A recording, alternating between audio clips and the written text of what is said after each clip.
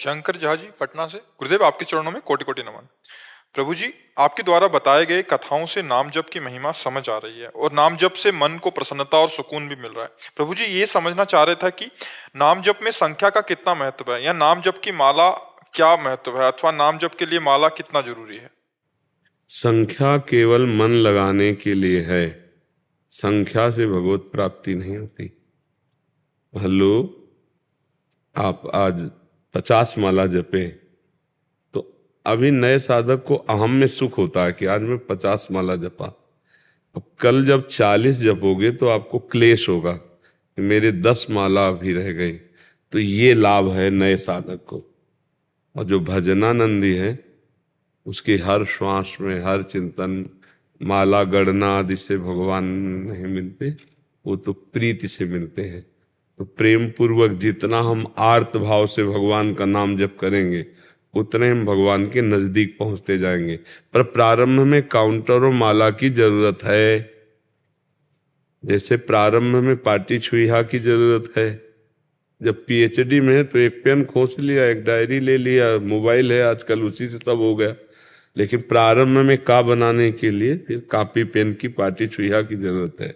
ऐसे ही प्रारंभिक साधक को माला की और संख्या की, नियमावली की बहुत जरूरत है। 21 माला, 51 माला, इतने माला हम नियम लिए और उसका रात दिन पूरा कर रहे हैं तो उससे मन लगने लगता है।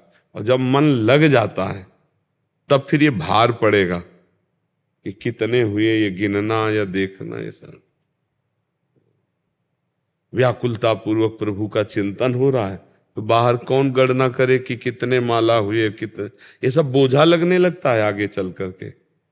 जब वो प्रेम में चिंतन, अब मान लो मंत्राकार वृत्ति हो रही, अब ये गिने कि कितने माला हुए, सुमेरु आया उसको पलटाना है और ये आचमन, वो सब वो चल रहा है। हर श्वास में भगवान नाम, भगवान मंत्र चल रहा है उसी में।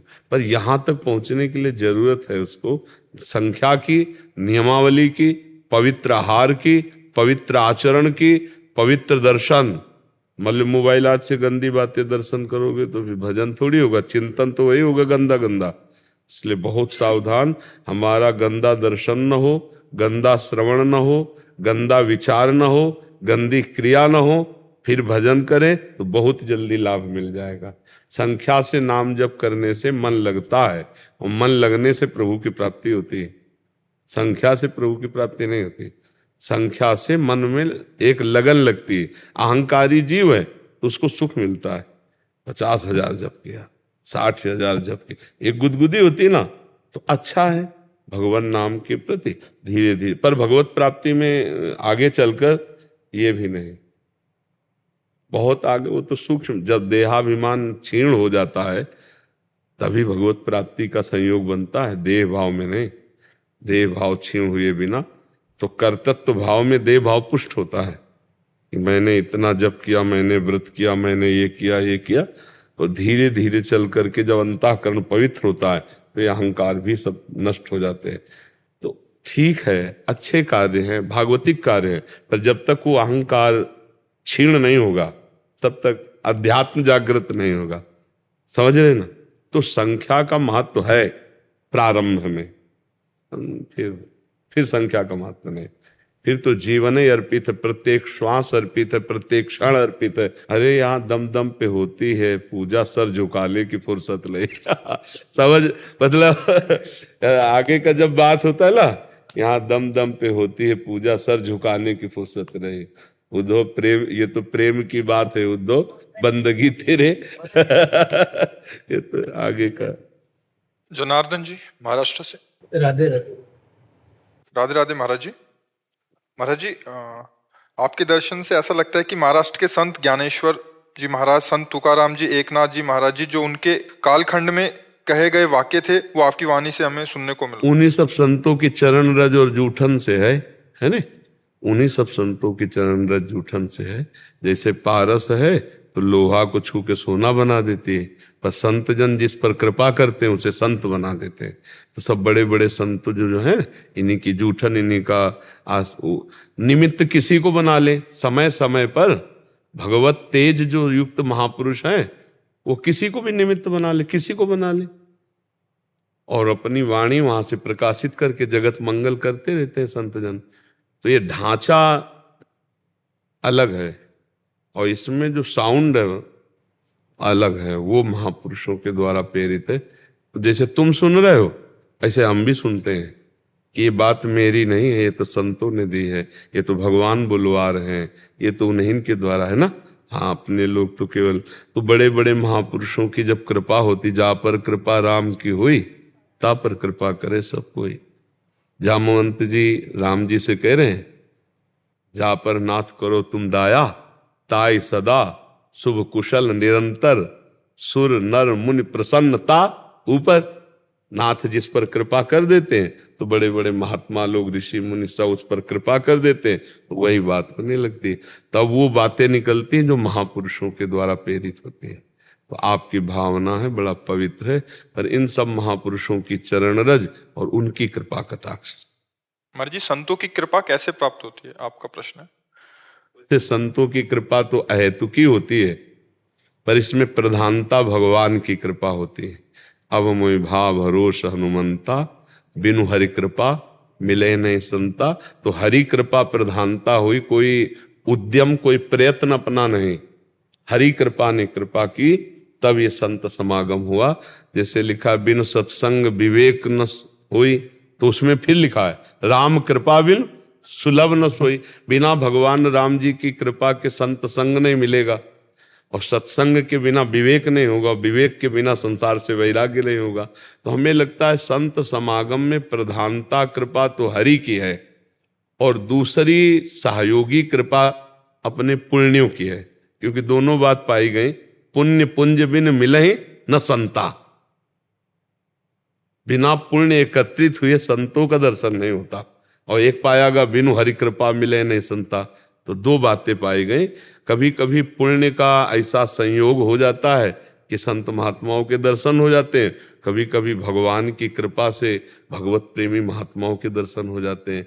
तो हम भगवान से प्रार्थना करें,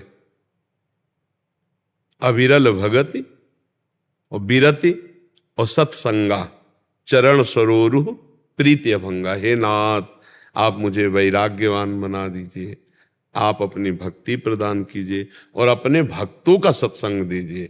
भगवान से जब प्रार्थना की जाती तो हम क्या जाने कि भगवान का भक्त कौन है, कौन ज्ञानी है, कौन प्रेमी है, वो तो भगवान ही जानते हैं ना। भाई, संत महात्मा का स्वांग तो नौटंकी नाटक में भी लोग कर लेते हैं, 2-4 घंटे बड़ी सफाई से संत बन जाते हैं।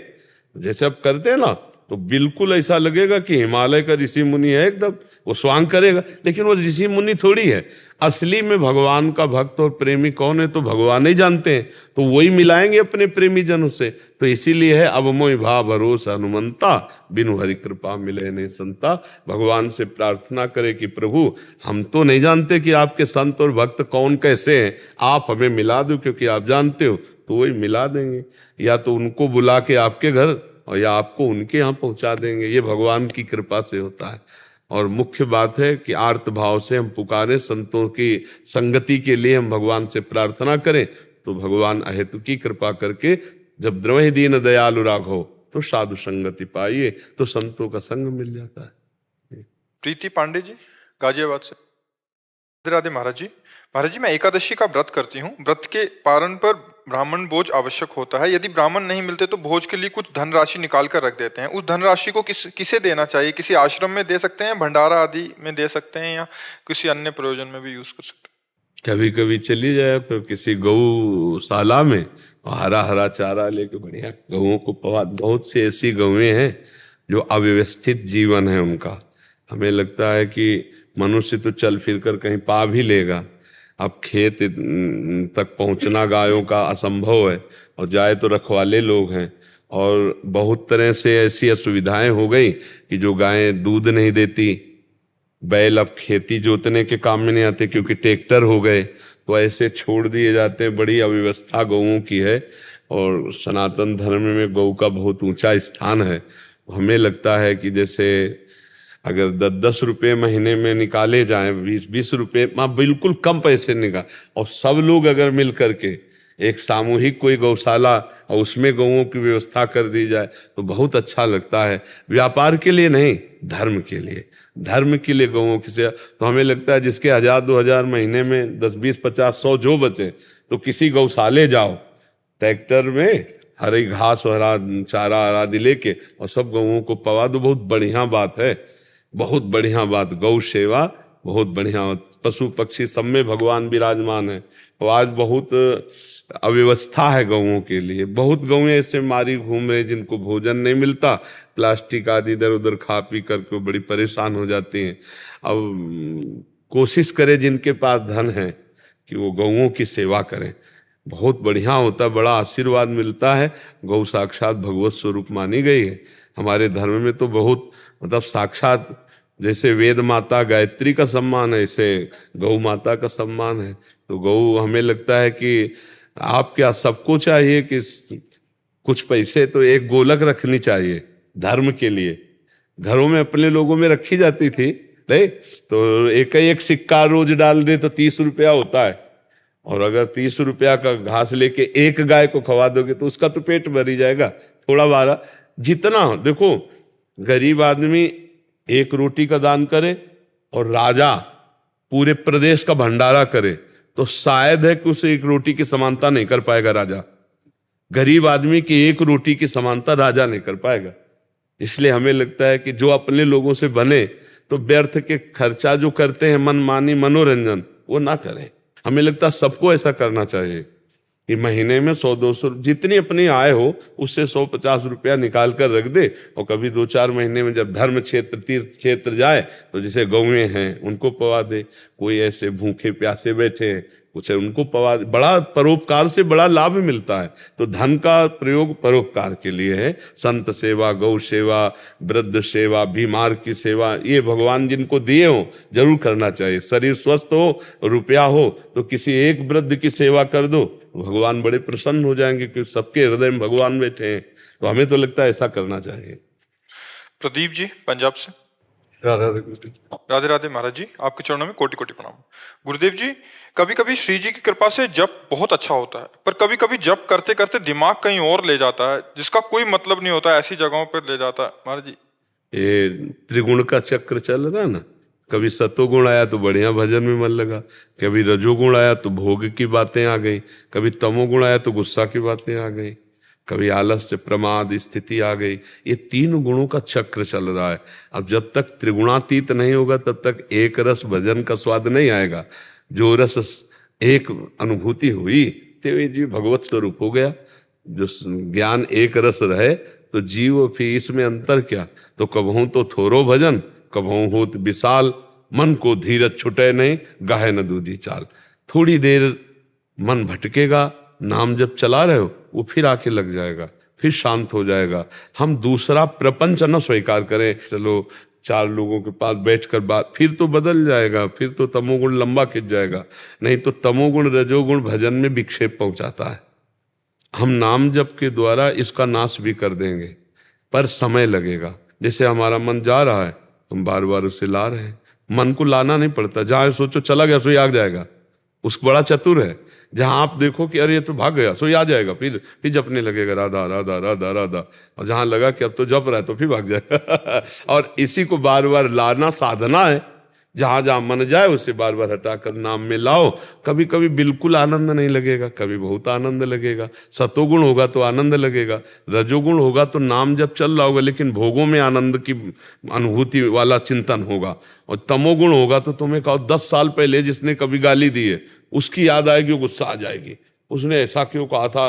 सब ये भजन में तब आपको लगेगा बेकार की बातें क्यों सोच रहा है, क्योंकि वो डिलीट हो रहा है। उसके अंदर जो भरा हुआ सामग्री वो सब खत्म हो रहा है। नाम जब करते रहो, तीनों गुणों का अस्तित्व मिट जाएगा। नाम जब त्रिगुणातीत कर देता है। भगवान की चर्चा सुनो और नाम जप करो, पवित्र आहार रखो। आहार पवित्र हो, जैसा खाए अन्न वैसा बने मन। बहुत पवित्र आहार रहो और अच्छे संग करो। गलत लोगों का संग, जिनके संग कुमति मति उपजय, करत भजन में भंग तजोरे मन, हरि विमुखन को संग। यद्यप सबका सम्मान करे पर जो भगवान से विमुख हो उनसे ज्यादा संग न करे, नहीं तो अपने भजन में विक्षेप पड़ता है। और धैर्य पूर्वक भजन करे। जब भजन में मन लग गया तो फिर तो बढ़िया बात है। नहीं लगा तब हमको डट के भजन करना है, तभी तो भजन में साधना मानी जाएगी। जब मन नहीं लग रहा और बिल्कुल खिन्नता, तब हम डट के भजन, तब मन अपने आप पवित्र होने लगेगा। त्रिगुण का जो चक्र है वो ढीला पड़ने लगेगा। नहीं तो चलता रहता, कभी रजोगुण, कभी सतोगुण, कभी रजो तमो मिल करके, कभी रजो सतो मिल करके, कभी अकेले तमोगुण, ऐसे सब चलता रहता है। तो हम उनमें ना प्रभावित हों, हमारा नाम जब चलता रहे तो वो रुक जाएगा। फिर त्रिगुणातीत स्थिति नाम प्रदान करता है, बराबर नाम जब करता रहे तो। डॉली जी, गुरुदेव आपके चरणों में कोटि कोटि प्रणाम। गुरुदेव, ज्ञान की अगर सबसे ऊंची स्थिति ब्रह्म बोध है तो प्रेम की सबसे ऊंची स्थिति क्या है? अपना विस्मरण होकर इष्टाकार वृत्ति। ब्रह्म नहीं, माया नहीं, नहीं जीव नहीं काल, अपनी हूँ शुद्धि ना रही, एक रहे नंदलाल। सबसे ऊंची स्थिति है मैं का आराध्य देव में खो जाना। ज्ञान की स्थिति है मैं के सिवा कुछ न रह जाना, मैं ब्रह्म स्वरूप है। और भक्ति की स्थिति है मैं का इष्ट देव में खो जाना, केवल इष्टाकार वृत्ति। जिधर देखे जित देखूं तित श्याममयी है। गोपीजन जिधर देखती उन्हें श्याम सुंदर। उस समय ये नहीं होता कि मैं श्याम सुंदर को देख रही हूँ, ये बताने में होता है कि अमुक श्याम सुंदर को देख रहे हैं, लेकिन उस समय अमुक नहीं होता। मन श्याम सुंदर, बुद्धि श्याम सुंदर, चित्त श्याम सुंदर, अहम श्याम सुंदर, दृश्य श्याम सुंदर, दृष्टा श्याम सुंदर, दर्शन क्रिया श्याम सुंदर, सब भगवत स्वरूप हो जाता है। वहां मैं का विस्मरण है प्रेम में, और ज्ञान में अन्य का सब विस्मरण होकर मैं में स्थिति है। वो ब्रह्म बोध में मैं का स्मरण, केवल मैं तत्व जो है उसी में। और प्रेम में अपना विस्मरण हो गया, केवल प्रभु है, केवल प्रभु। जिधर दृष्टि जाए उधर केवल प्रभु, अंदर बाहर सब जगह प्रभु। प्रेमी को अपना स्मरण नहीं रहता, प्रेमी को इष्ट का स्मरण रहता है। किसका प्रश्न था? आपको समझ में आया है? हाँ, जब प्रेम आएगा तब समझ में आएगा। अभी तो देह भाव है, अभी प्रेम भाव। पांचों भूले देह सुधि, देह का विस्मरण, और मैं स्मरण कर रहा हूं इसका भी भान नहीं, तब वो प्रेम की स्थिति मानी जाती। बहुत ऊंची है। तन मन के बिछुरे नहीं, चाह बढ़े दिन रैन, और कबहू संजोग न मानही, देखें भरी भरी नैन। प्रेम का एक अद्भुत अनिर्वचनीयम प्रेम स्वरूपम। वो स्थिति सही पूछो तो वर्णन करने में आएगी ही नहीं। वो ऐसे है जैसे गूंगे को गुड़ खिला दे, पूछे कैसा है, तो हम कह रहे गूंगे, उसमें लिखा मुंह का स्वादनवत, हम कह रहे जबान वाले को खिला दो तो कितना बोलेगा? इतने बोलेगा मीठा है। तो कैसा मीठा है? बोले बहुत मीठा है। तो नहीं, अब कैसा बहुत मीठा है? तो बोलेगा खा के देख लो। तो अनुभव गम में भजे जे संता। जो आनंद है प्रेम का, जो स्थिति है, वो अनिर्वचनीयम प्रेम स्वरूपम, वो वाणी के द्वारा कहीं नहीं जा सकती, वो संतों के अनुभव में आती है। जो अनुभव करे तो डूबा सो उछरा नहीं, और जो उछरा सो डूबा नहीं। अब नेत्र जो देख रहे हैं वो बोल नहीं सकते, और वाणी जो बोल रही वो देखा नहीं है। बड़ा इसी में अंतराय पड़ गया। अब हृदय में कोई शब्द नहीं कि उस स्थिति का वर्णन कर सके, तो इतना मात्र है कि ज्ञानी मैं के स्मरण में तन्मय हो जाता है, और भक्त मैं का विस्मरण करके सर्वत्र प्रभु को देखता है। वो आखिरी स्थिति होती है। सुनील चौधरी जी, नीमच से। राधे राधे महाराज जी। महाराज जी, आपकी कृपा से जो भक्ति मार्ग पे चल रहे हैं, इसे पूर्ण रूप से गुप्त कैसे रखें, और किन किन बातों की सावधानी रखनी चाहिए ताकि कोई जान ना पाए, और ये कैसे नहीं, हमको इस विषय में भी ज्यादा दिमाग नहीं लगाना कि कोई जान ना पावे। ऐसे कैसे जान जाएगा कोई? हम जनाने का प्रयास ना करें, बस इतनी खास बात है। कोई कुछ भी अनुमान लगावे, अब ऐसे सोचे तो हम तिलक न लगाएंगे, फिर कंठी नहीं बांधेंगे, फिर माला नहीं लेंगे। हमें नहीं जनाना।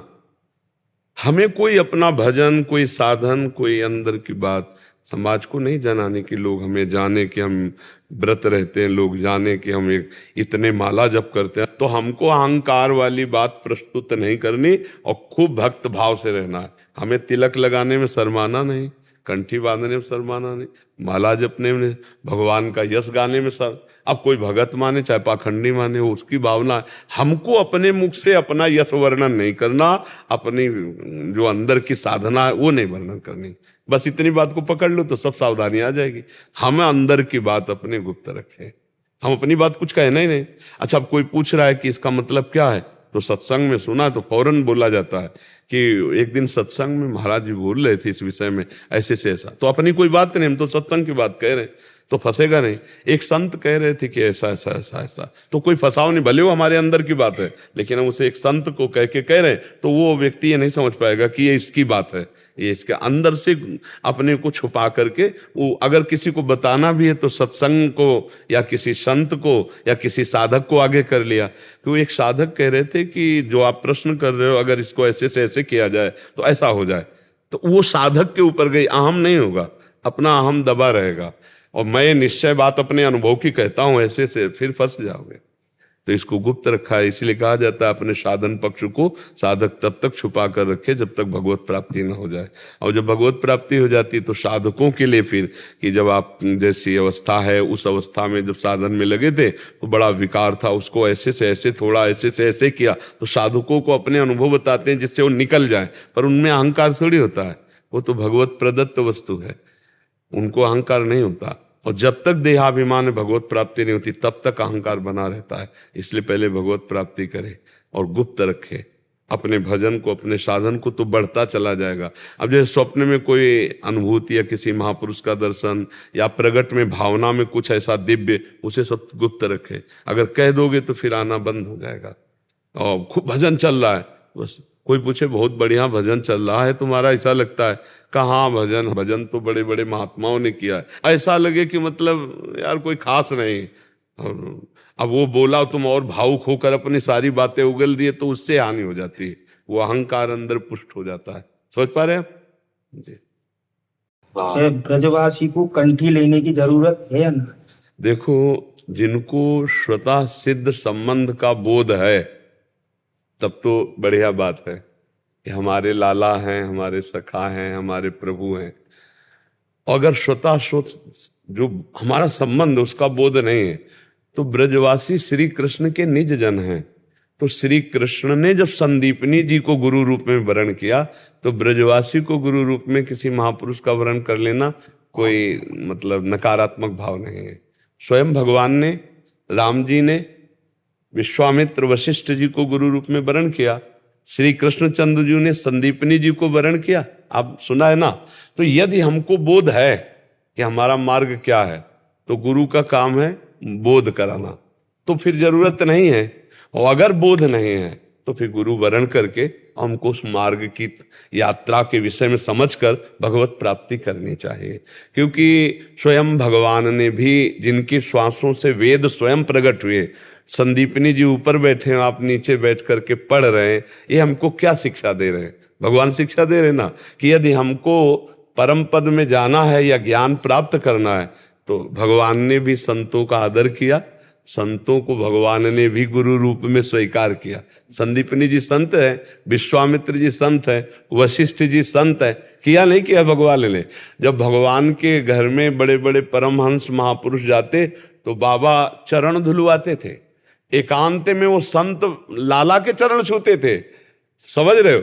और जब नारद जी जैसे थे तो जब ऐसे नारद जी जाते तो भगवान उठकर आदर करते, और जब एकांत हो जाते तो नारद जी भगवान के चरणों में गिरते। तो एकांत में भगवान की आराधना करते हो, जब ऐसे होते तो बाबा के सामने लाला आशीर्वाद दे, ए बाबा आशीर्वाद दे मेरे लाला, लाला स्वयं संत। तो हमें लगता है कि हम उन्हीं भगवान के जन हैं। तो यदि हमारा निरंतर भगवान का स्मरण और प्रेम जागृत हो चुका है तो हमें लगता है फिर जरूरत नहीं है। और अगर ऐसा नहीं है तो हमें सत्संग की जरूरत है, हमें संत समागम की जरूरत है, हमें गुरुदेव की जरूरत है। वही श्री कृष्ण ही गुरुदेव बनकर बैठे हुए हैं। विचार करके देख लेना। तो ब्रजवासी ब्रह्म स्वरूप है, पर अपने स्वरूप का बोध जब नहीं है तो फिर हमें जागृत करने के लिए संत समागम चाहिए। बड़े बड़े संतों का आदर ब्रजवासियों के यहाँ, और बड़े बड़े ब्रजवासियों का आदर सब संतों ने किया है। आज हम जो बोल पा रहे हैं तो ब्रजवासियों की जूठन खा के, ब्रजवासियों की चरण रज के प्रताप से।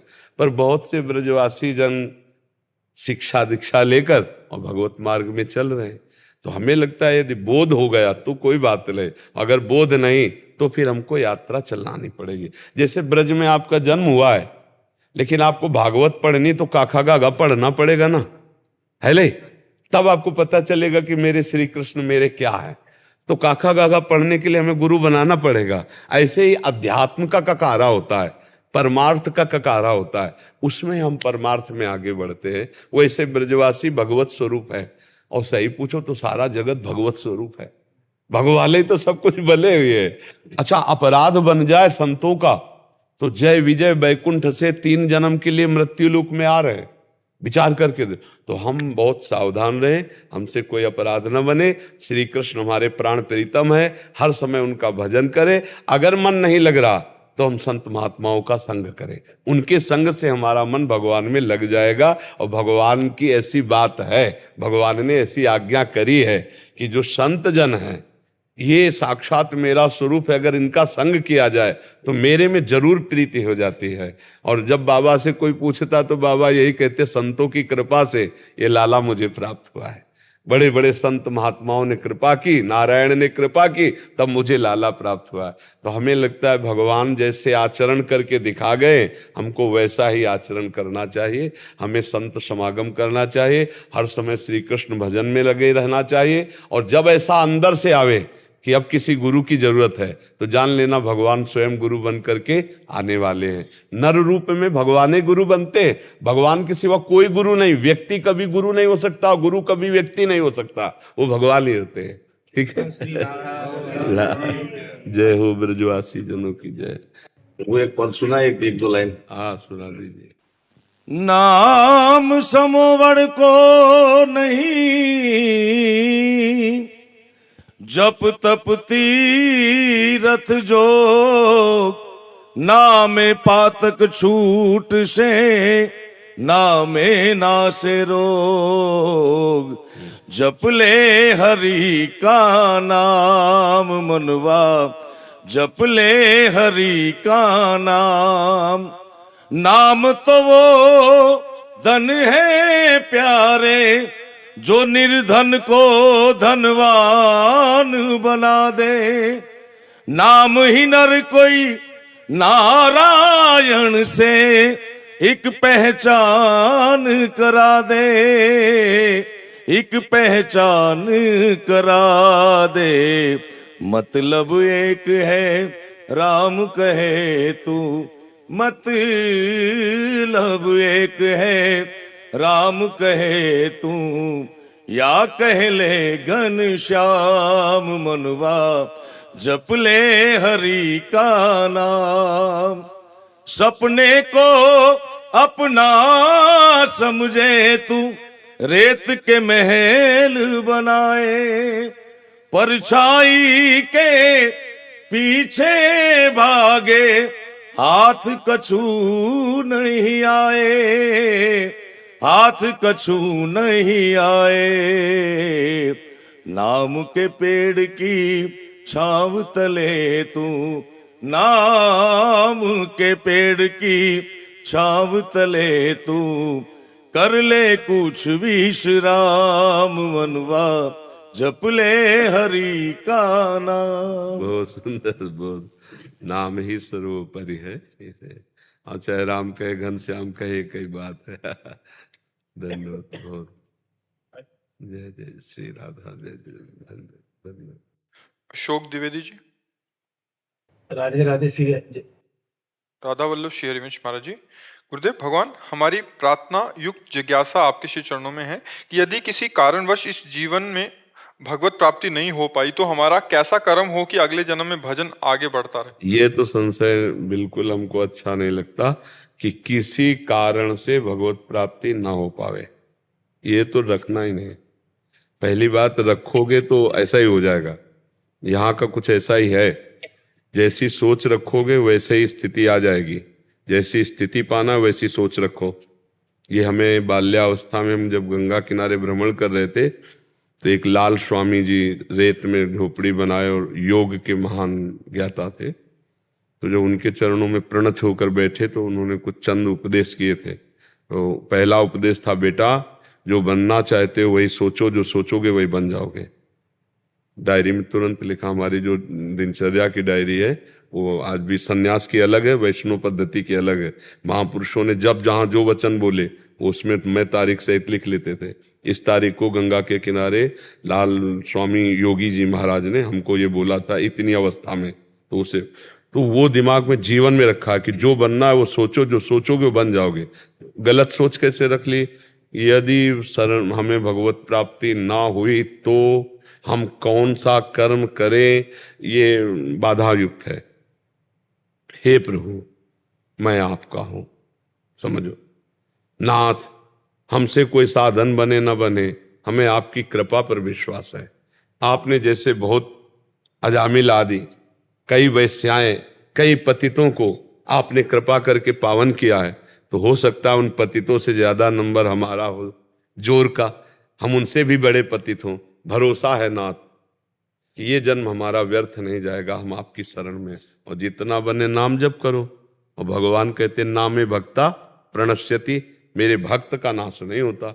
भक्त बन जाओ, भगवान के दास बन जाओ। अच्छा फिर अगला जन्म होगा जब, तो वो बादलों की तरह छिन्न भिन्न नहीं हो जाएगा, वो कुलवान श्रीवान संपत्तिवान जनों के घर में जन्म होगा। और जिस वासना से भ्रष्ट हुआ है उस वासना की बाहुल्यता होगी, और वो भोग से उब कर बहुत जल्दी अंदर से वैराग्यवान होकर, जहां से भजन रुका था 100 बार बोले हो राम राम, तो फिर अगली बार 101 से होगा, 99 से नहीं शुरू होगा, तो बहुत जल्दी भगवत प्राप्ति हो जाती है। तो हमको तो ऐसे कर देना है, अगला है कि पिछला है, हमें इससे कोई मतलब नहीं। हमें प्रभु के चरणों पर विश्वास है कि हम उनकी शरण में हैं। और भगवान कहते हैं क्षिप्रम भवति धर्मात्मा, बहुत जल्दी मैं उसे धर्मात्मा बना देता हूं जो मेरी शरण में आ जाता है। अब अपने को क्या चिंता करना, अपने को हर समय चिंतन करना है, राधा राधा राधा राधा नाम जप करो, राधा वल्लभ श्री हरिवंश श्री हरिवंश नाम जप करता हमें समय व्यतीत करना है। काम तो हमारा भगवान की शरणागति से हो जाएगा, ये बात अंदर रखनी। शरणागति भगवान का प्रण है, कोटि विप्र बद लागे जाहू, आए शरण तजो लेता। तो हम उस शरणागति पर भरोसा क्यों न करें, अपने कर्म पे भरोसा करें, भगवान पर भरोसा क्यों न करें, और नाम जप करें राधा राधा, ये हमारा जीवन बन जाए। राधा राधा राधा राधा। तो जब अजामिल के मुख से बच्चे के लिए नारायण नाम निकला तो उसको भगवत प्राप्ति हुई कि नहीं हुई। और हम जानबूझकर राधा राधा कृष्ण कृष्ण बोल रहे हैं, हमारे प्राण छूट जाए तो हमें भगवत प्राप्ति नहीं होगी, पक्का हो जाएगी। तो फिर ये संशय वाली बात खत्म कर दो, नहीं बस बैराग तो काम हो गया। अच्छा आप कह दो कि हम ऐसे कैसे मान ले काम हो गया, तो आज हम बोल रहे हैं यहां से, तो वचन पकड़ो ना कि हे नाथ मैं आपकी शरण में हूं, मुझे पूर्ण विश्वास है आप वचन की शरणागति स्वीकार करते हो।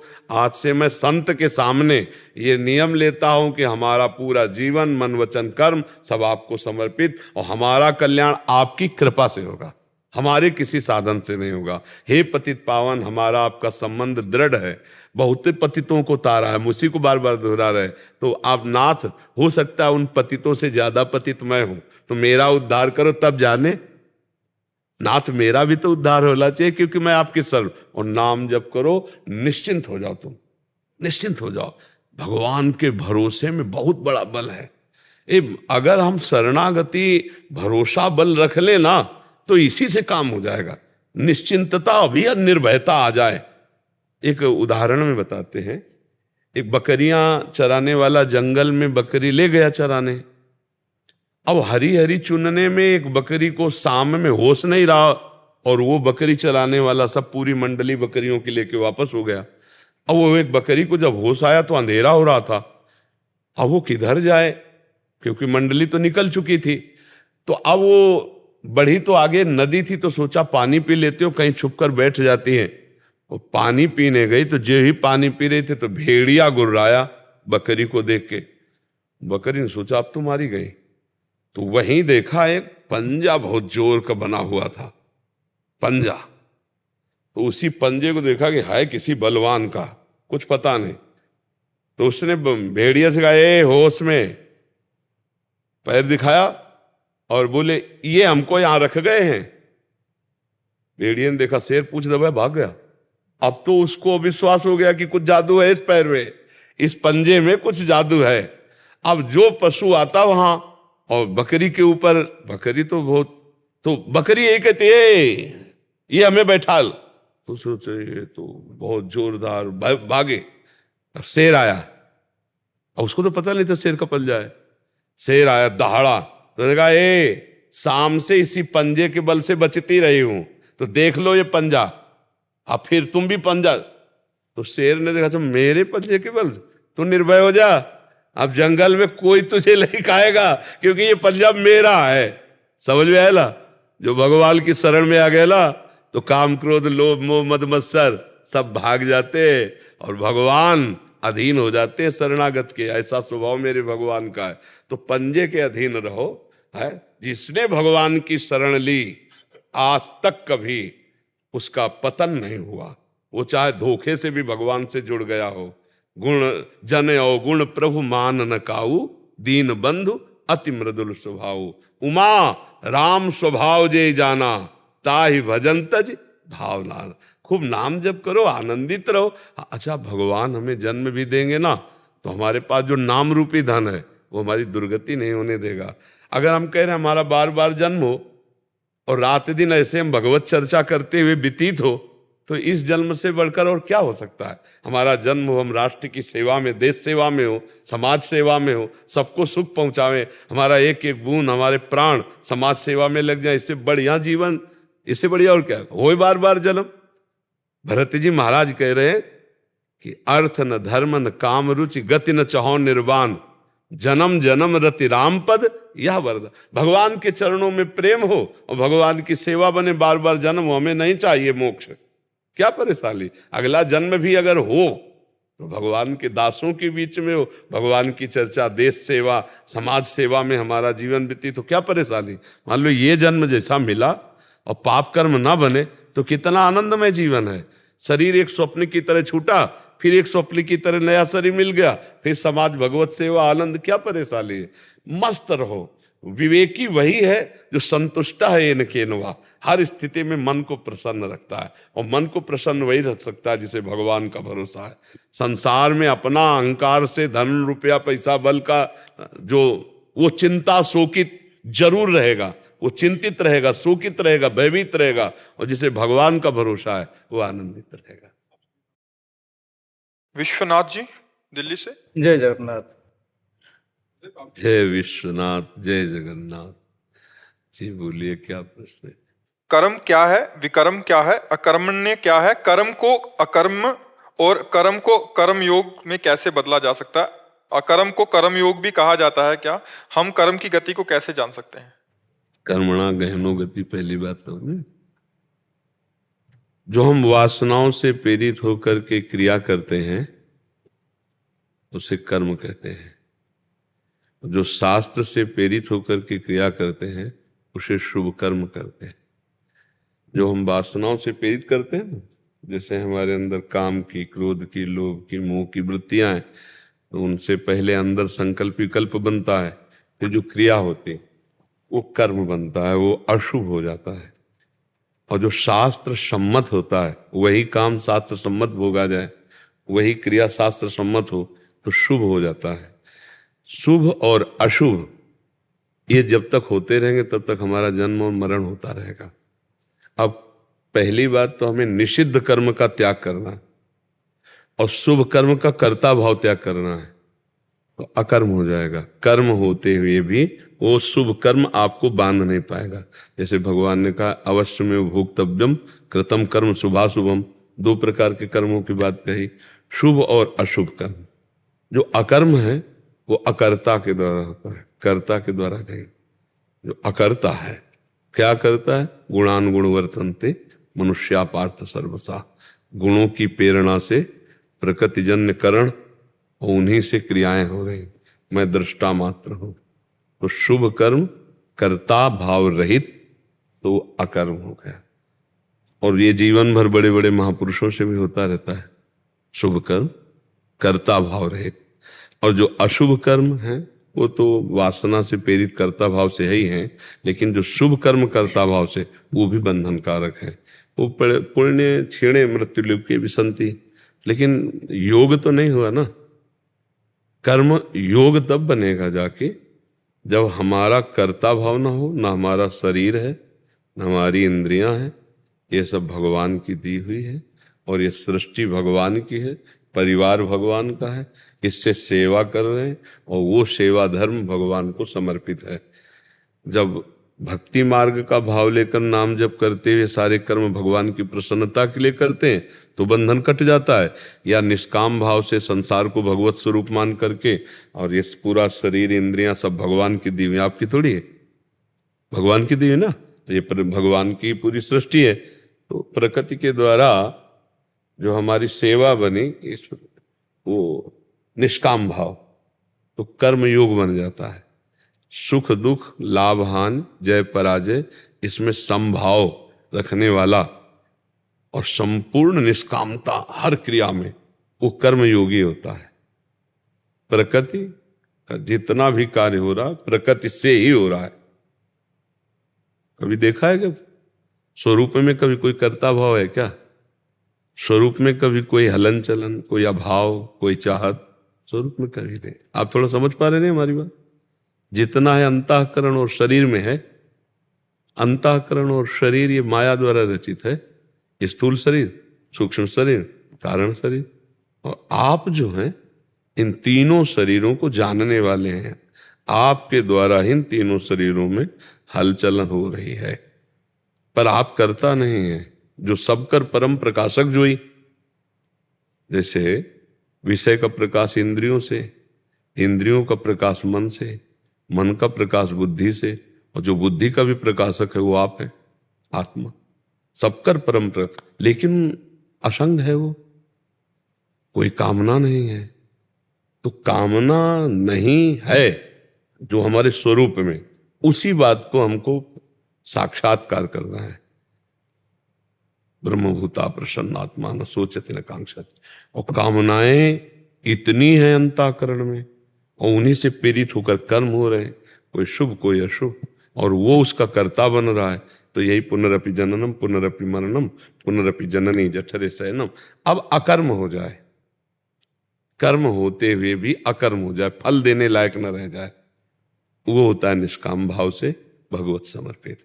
तो जैसे भुना हुआ दाना पुनः उसमें अंकुरण नहीं होता, ऐसे जो कर्म भगवत अर्पित होते हैं या जो कर्म निष्काम भाव से किए जाते हैं वो योग बन जाते हैं, और ऐसे जो कर्म किए जाते हैं वो बंधन कारक होते हैं। उसे अवश्य में भोक्तव्यम कृतम कर्म शुभा अशुभम, शुभ और अशुभ। लेकिन वही कर्ता भाव त्याग करके, अब कर्ता भाव ऐसे त्याग देगा, बिना अंतःकरण पवित्र हुए, बिना सदगुरु का सेवन किए, बिना तत्व ज्ञान हुए कर्ता भाव छूट जाएगा क्या? लाख समझाओ, लेकिन रहता है ना, मैं खा रहा हूं, मैं देख रहा हूं, मैं पी रहा हूं, मैं चल रहा हूं, मैं सू। और वो पुरुष कैसा होता है? वो देखता हुआ, सुनता हुआ, खाता हुआ, पीता हुआ, चलता हुआ, भोगता हुआ भी कुछ नहीं करता। विषयान ग्रहणन तो मुंचंत हुआ। अब ये टेढ़ी खीर के लिए ही साधना बताई गई है कि प्रणिपातेन महापुरुषों के सामने जाओ, साष्टांग दंडवत करो और उनके द्वारा बताई हुई साधना को करो।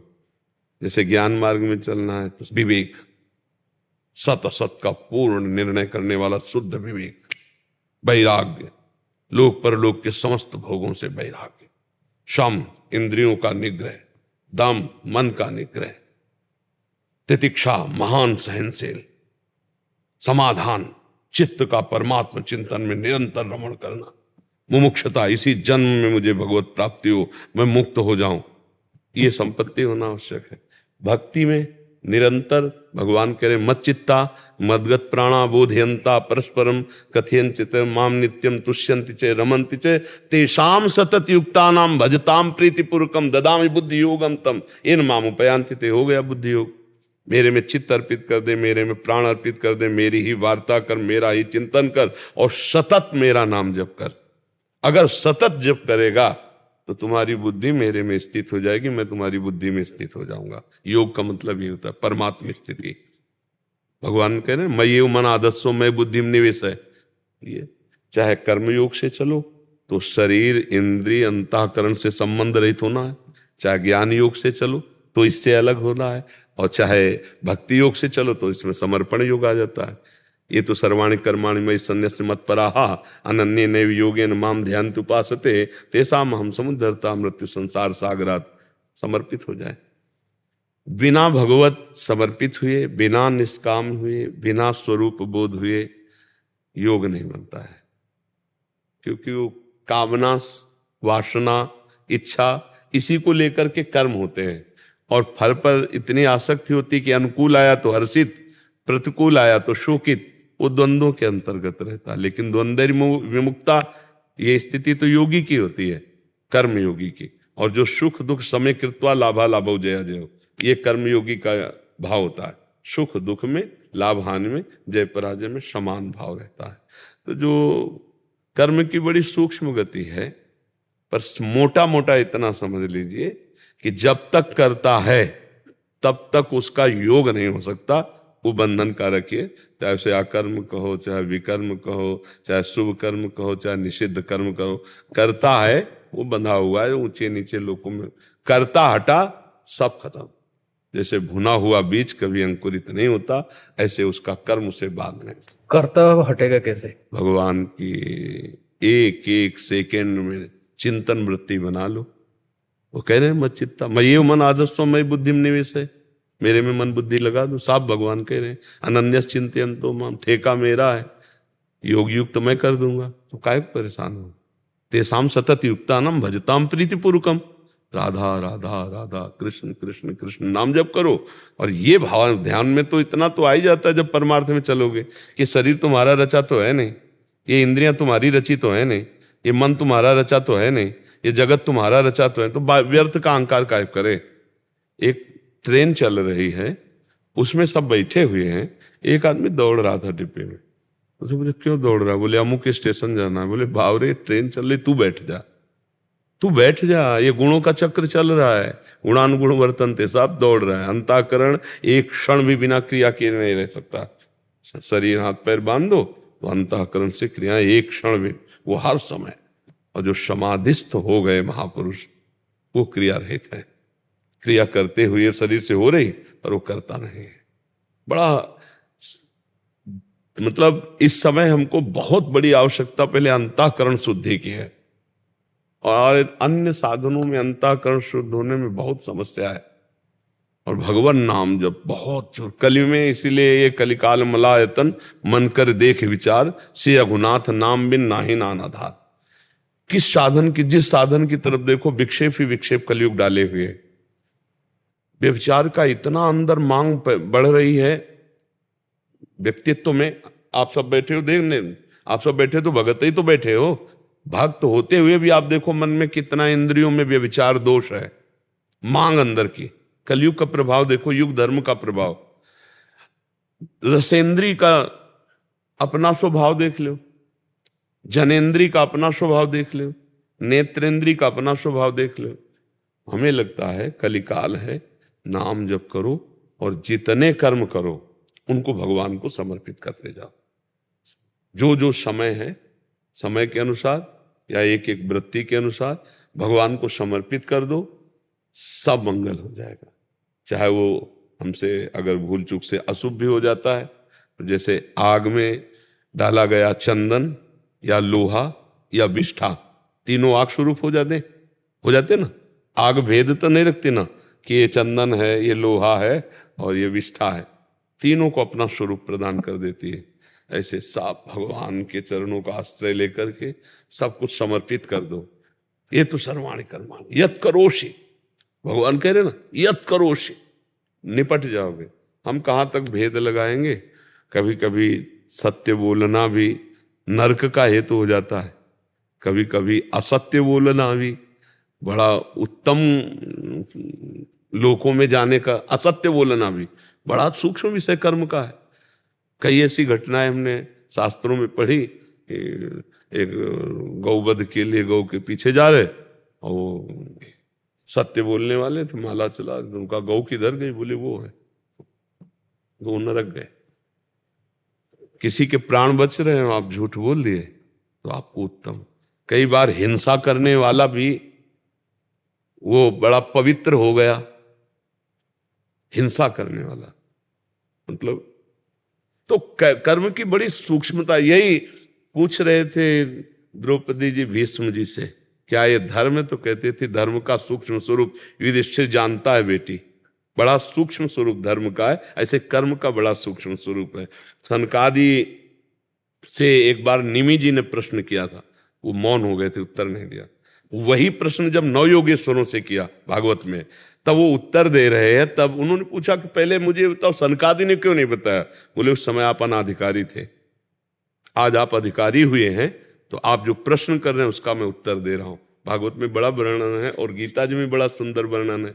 तो हम कर्म योग के द्वारा, हम भक्ति योग के द्वारा, हम ज्ञान योग के द्वारा, तीनों के द्वारा एक काम जरूर सब करते हैं, शरीर संसार से राग रहित होकर परमात्मा का चिंतन, चाहे वो ब्रह्म रूप में हो, चाहे वो भगवान रूप में हो, और चाहे वो परमात्मा रूप में हो। योगी परमात्मा कहता है, ज्ञानी ब्रह्म कहता है, भक्त भगवान कहता है, और करना सबको यही है, राग रहित होना इस शरीर और शरीर की क्रियाओं से, और भगवान का चिंतन, तभी परमात्मा प्राप्ति होगी। निष्काम भाव से भगवत प्रीत्यर्थ किया हुआ कर्म कर्म योग हो जाता है, जो भगवत प्रीत्यर्थ होता है। और जो अपनी दुर्वासना से शास्त्र विरुद्ध होता है वो अशुभ कर्म होता है। और जो हमारी शास्त्र विधान के तस्मात् शास्त्रम प्रमाणन्ते कार्या कार्यो व्यवस्थितो, जो शास्त्र प्रमाणित होता है वो शुभ कर्म हो जाता है। और जो भगवत समर्पण के लिए होता है वो हमें संसार सागर से जरूर पार कर देता है। तो निष्काम कर्म, भगवत समर्पित कर्म, या ज्ञान के द्वारा करता रहित गुणानुगुण वर्तनते, सब कर्म कर्म हो जाते हैं, कोई भी उसे दंड नहीं दे सकते। कई कई जगह ऐसा होता है कि जो पुण्य कर्म माना जाता है वो पाप हो जाता है, कभी कभी पाप कर्म भी पुण्य कर्म बन जाता है। बहुत शास्त्र में कर्मों की सूक्ष्मता का वर्णन है। इसलिए हमें तो इतना लगा है कि भगवान की शरण में होकर नाम जप करते हुए, और जितना हमें लग रहा है कि ये पाप कर्म है उसका त्याग करके सत्कर्म जो कर रहे हैं वो भगवान को समर्पित कर दे, तो इसी जन्म में हमें भगवत प्राप्ति हो जाएगी। क्यों, समझ रहे हैं? हाँ, क्योंकि बड़ा सूक्ष्म विषय कर्म का है, बड़ा सूक्ष्म विषय है। उसके लिए जो हमें भागवतिक बुद्धि चाहिए वो भगवान ही देते हैं। ददामि बुद्धि योगम तम येन माम उपयान्ति ते। तो हम खूब नाम जप करें और जो कार्य करें वो भगवान को समर्पित करें, और जो जानते हैं कि ये पाप कर्म है वो भूल करके ना करें, तो भगवान कृपा करके बुद्धि योग दे देते हैं, फिर वो अपने आप निर्णय होने लगता है। फिर जैसे अर्जुन के रथ का लगाम भगवान पे पकड़े घोड़ों की बैठे ना, ऐसे यही भगवान हृदय में बैठ जाते, फिर उससे गलती नहीं होती। भगवान ही ज्ञान स्वरूप होकर बैठ जाते हैं और वो संभाल लेते हैं। तब एक एक सूक्ष्म बात समझ में आती है। ऐसे बहुत बुद्धि मलिन है, बहुत स्थूल बुद्धि हो गई, भोग बुद्धि हो गई। सोचो कामना के बिना हम रह कैसे सकते हैं? ऐसी बुद्धि निर्णय दे रही। कर्म करना, कर्तव्य पालन करना, समाज सेवा करना, लेकिन भगवत प्राप्ति के लिए, वो वासना की पूर्ति के लिए नहीं। लेकिन हमें लग रहा है कि 100 में कोई एक आध भले विचारवान हो, नहीं तो 100 के 100 ही केवल वासना पूर्ति के लिए कर्म हो रहा है, भगवत प्राप्ति के लिए नहीं। कर्म योग नहीं बन रहा, कर्म बन रहा है। निष्काम भाव से कहाँ, अगर हम किसी को पानी भी पिला देते हैं तो आशा रखते हैं कोई धन्यवाद बोले, नहीं आशा रखते, तो फिर कर्म निष्काम कहाँ हुआ? तो हमें लगता है कि इस कलिकाल में भगवान का नाम जप और जो कर्म जैसे वो भगवान को समर्पित, तो भगवान हमारी बुद्धि शुद्ध कर देंगे। फिर हमें समझ में आ जाएगा कि हमारा कल्याण, हमारा भगवत प्राप्ति या तत्व ज्ञान बिल्कुल सहज सरल हो जाएगा। नहीं तो बहुत कठिन है। छोटी छोटी ऐसे अपराध की प्रवृत्तियां हैं कि जन्म भर के किए हुए सुकृत कर्म सब भस्म हो जाए। मान लो एक वैष्णव निंदा कर दो तो किए सुकृत बहु जन्म के क्षण में डाले को एक कर्म सारे कर्मों को भस्म कर देगा, जितने सुकृत है। भगवत प्राप्ति तो अत्यंत दुर्लभ। इसलिए कलयुग में या हर युग में भगवान के चरणों का आश्रय और भगवान के भगवत प्रेमी महात्माओं से सत्संग, चर्चा और नाम जप और सारे कर्तव्य कर्म, घर परिवार मकान नौकरी जितना भी जो, वो सब भगवान को समर्पित, तो इसी जन्म में भगवत प्राप्ति हो जाएगी। अगर हमारी बात समझ में आ रही हो, समझ में आ रही? राधा राधा राधा राधा राधा राधा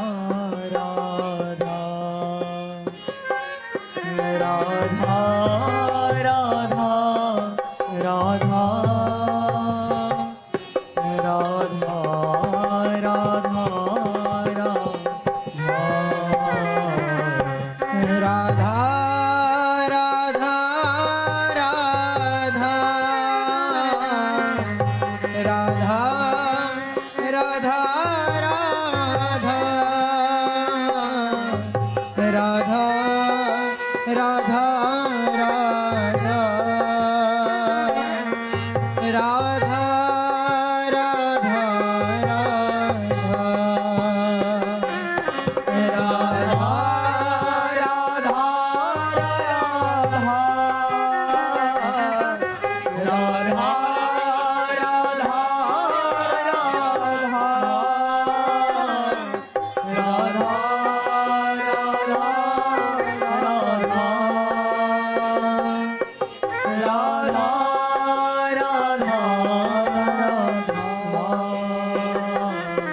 राधा राधा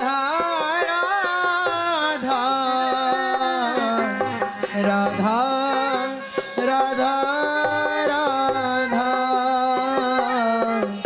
राधा राधा राधा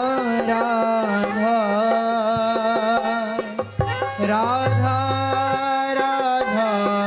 राधा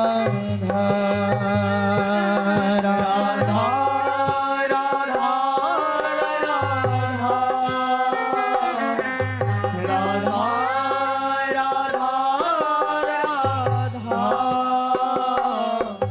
राधा